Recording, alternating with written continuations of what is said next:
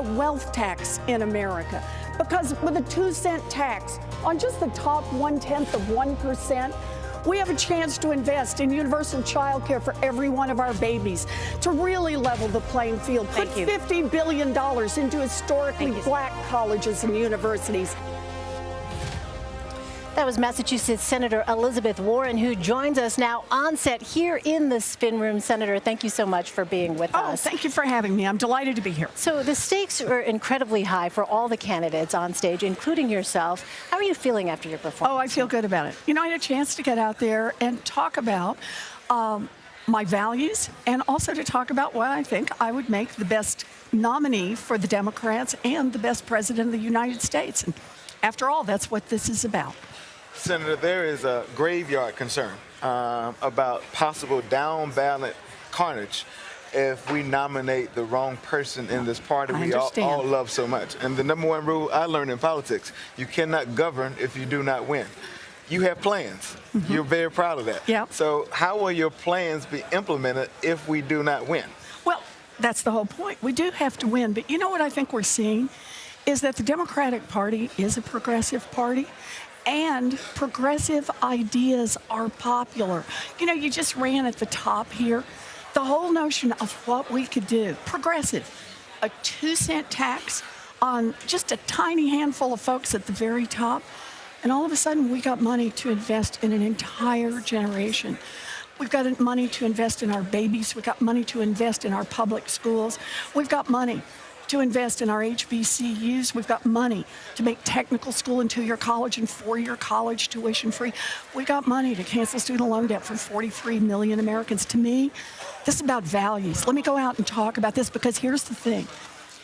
Democrats really like that, but so do independents and Republicans. A majority of Republicans know it's time for a 2-cent wealth tax.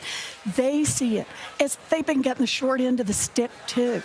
And that's true for really the main parts I'm putting forward. My anti-corruption plan, good for Democrats and a majority of Republicans.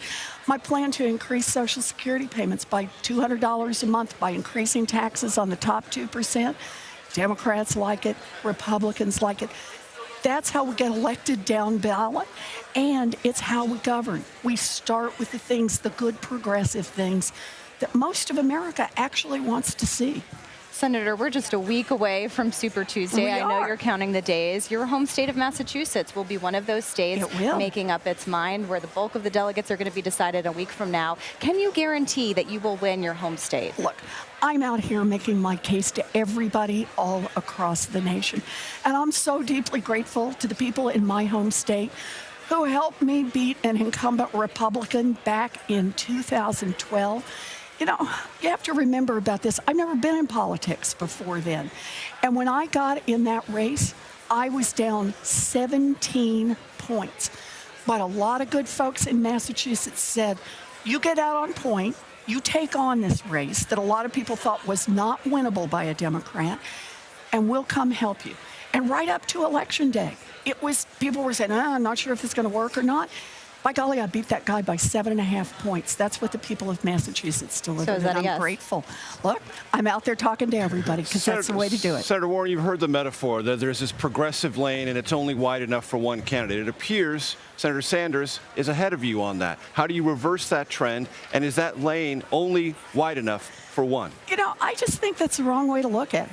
Progressive ideas are popular, not just among Democrats, but also among Republicans. But it matters who the vote getter is, and right now it's Senator Sanders. Look, and the point I'm making is I think I'm the person who is the best nominee for the Democrats and will also make the best president, and I'll tell you why.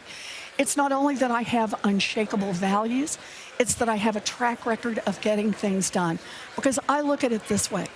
Progressives are going to get exactly one chance to make transformative change. And that means we better have a leader who actually knows how to get in the fight and how to make change happen.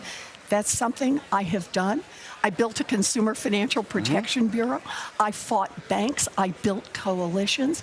And I've done it in my time in the Senate, and I'm going to keep on doing it. Based on the results so far, do you need to adjust your campaign strategy? Look, this is who I am. I'm not somebody whose campaign is shaped by a bunch of consultants. I'm not somebody who came to this and said to people, tell me the way that you can make me win. The fight for working families, the fight for justice, the fight for racial justice, for economic justice, for environmental justice, this has been my fight for my whole life. I was a teacher. I was a researcher. I was studying what happened to working families across this country. And I only got into politics because it was another tool to be able to fight for those families. I'm staying in that fight. Senator Elizabeth Warren, Senator, thank you very much for your time. Thank you.